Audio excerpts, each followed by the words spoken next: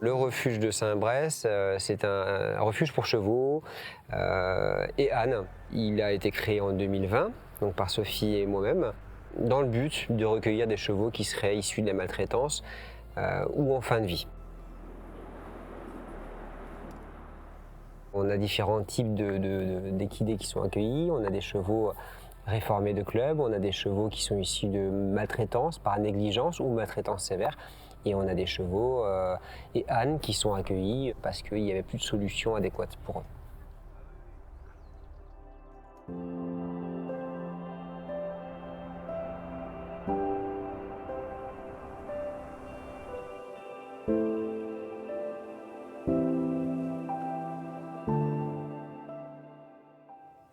Au départ, on était 2, parce qu'on a créé en plein Covid.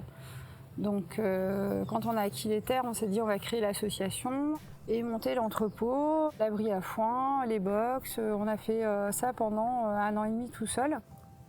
On est passé de 2 bénévoles, 3 bénévoles la première année à maintenant 17 bénévoles.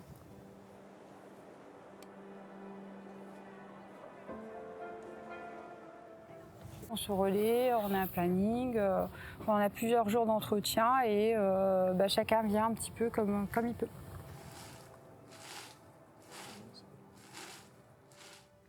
Les premières tâches quotidiennes sont d'arriver, de veiller à ce que tout le monde aille bien. Ça c'est primordial, hein, c'est parce qu'on est vraiment sur la vieillesse, donc les soucis peuvent arriver très vite. Chacun a sa petite ration un petit peu particulière. Il faut tous les jours prendre le temps de les observer, les nourrir, leur donner à boire, chercher du foin, ramasser le crottin. Ça, c'est les tâches quotidiennes immuables.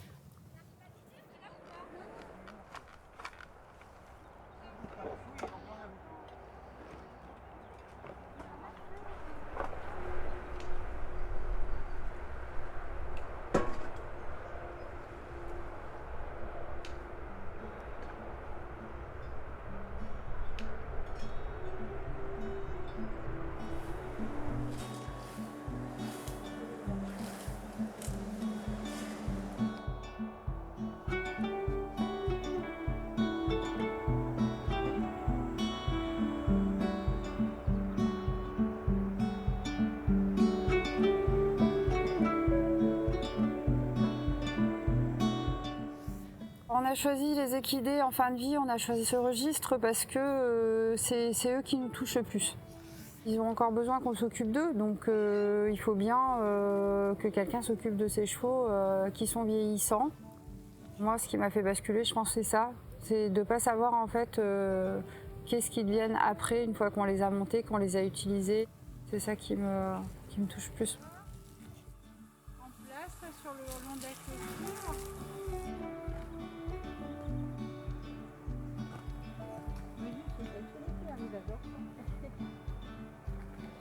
Et l'autre c'était un petit trou, l'autre pied c'était un petit trou dans la sole direct. Mais l'autre abcès. Il y a différents types de maltraitance. C'est soit la maltraitance sévère, donc le cheval qui prend des coups de baramine ou de bâton pour des raisons diverses et variées, mais toujours de mauvaises raisons. Et il y a la maltraitance par négligence d'une personne qui ne se rend pas compte que son cheval a besoin de soins et qui finalement néglige son animal. Et ça amène à la maltraitance. Parce que lui, il est en souffrance, l'animal. Mais lui n'a pas la capacité de se défendre. Il est pris au piège dans un terrain fermé et il est sous la coupe d'un humain qui, à son bon vouloir, veut bien lui donner des soins ou pas.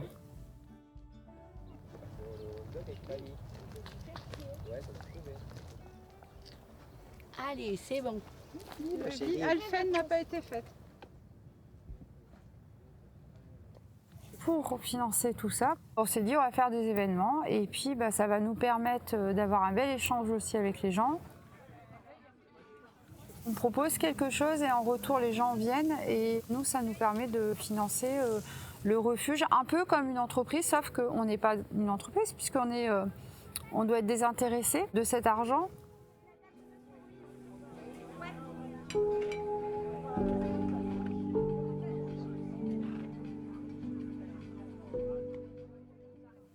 Et après, effectivement, on a des parrainages, on a des dons, on a tout ça mis bout à bout, ça fait qu'on arrive à faire fonctionner le refuge.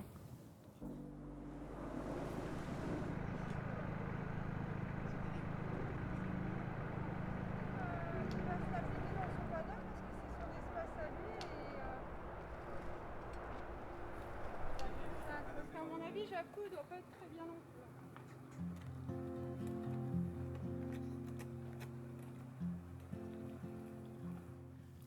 Mistral, c'est un cheval qui n'est pas très vieux, qui a un peu plus de 20 ans, il a 21-22 ans. C'est un cheval qui a été signalé par une autre association, qui est du Gard, qui est une association qui s'occupe des chiens et des chats, qui avait fait une publication suite à une dénonciation.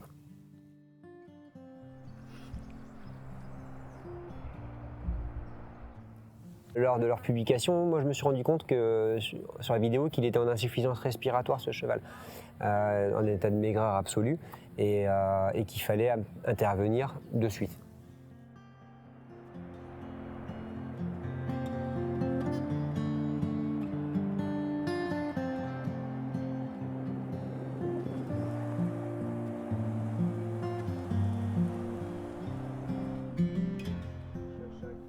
L'histoire, c'est que son propriétaire est décédé il y a 4 ans et que son épouse n'a jamais fait le suivi de Mistral. Donc, c'est-à-dire qu'elle a laissé divaguer dans le terrain avec tous les détritus et qui s'est retrouvée en malnutrition, insuffisance respiratoire.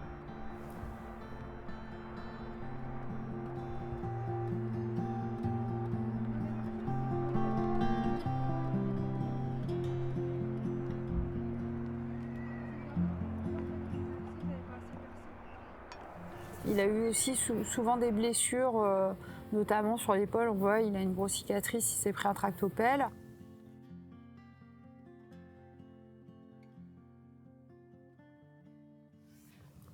Il avait besoin d'aide.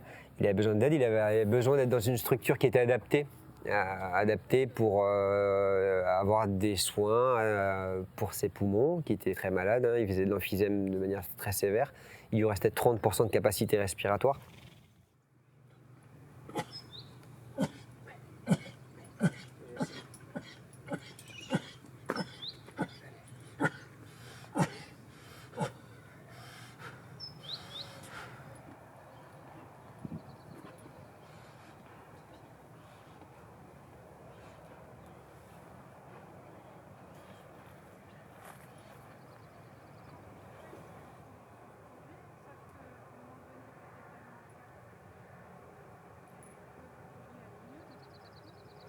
C'était un peu une question de vie ou de mort, quoi. C'est-à-dire qu'il n'aurait pas passé encore 1 an dans ce terrain, quoi.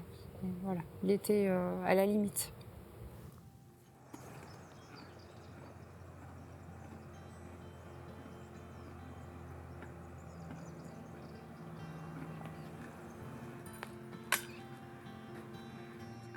On n'a pas le droit de laisser mourir un animal sous prétexte qu'on n'a pas de place, pas d'argent, tout ça. Bon, on ne peut pas prendre tous les chevaux, on ne sauvera pas la planète entière. Mais quand il y a un péril imminent et que le cheval va mourir si on n'intervient pas, on le prend.